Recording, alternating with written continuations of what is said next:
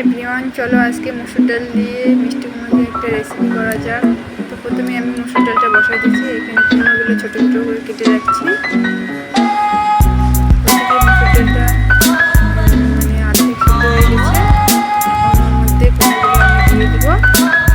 কুমড়োগুলো দিয়ে রাখছি।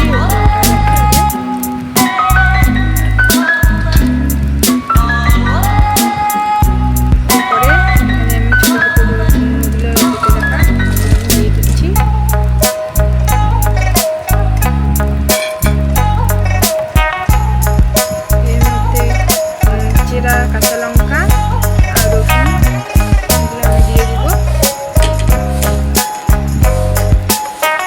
রসুনও দিয়ে দিচ্ছি।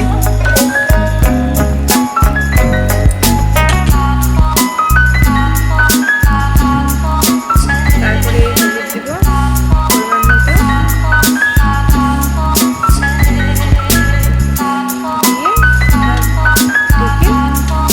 তিনটে সিটি দিয়ে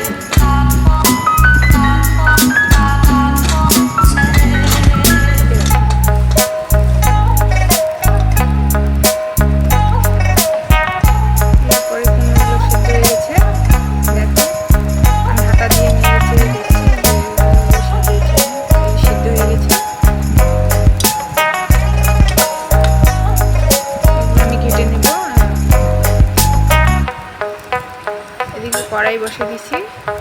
এই যে কড়াই বসে দিয়েছি, এর মধ্যে তেল দিয়ে দেবো, সরষের তেল,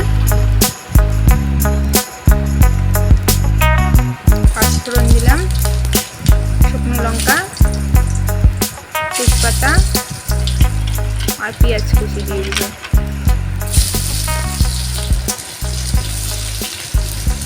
ভালো করে নেড়ে ভেজে এখন এর মধ্যে মুগের ডালটা দিয়ে দেবো।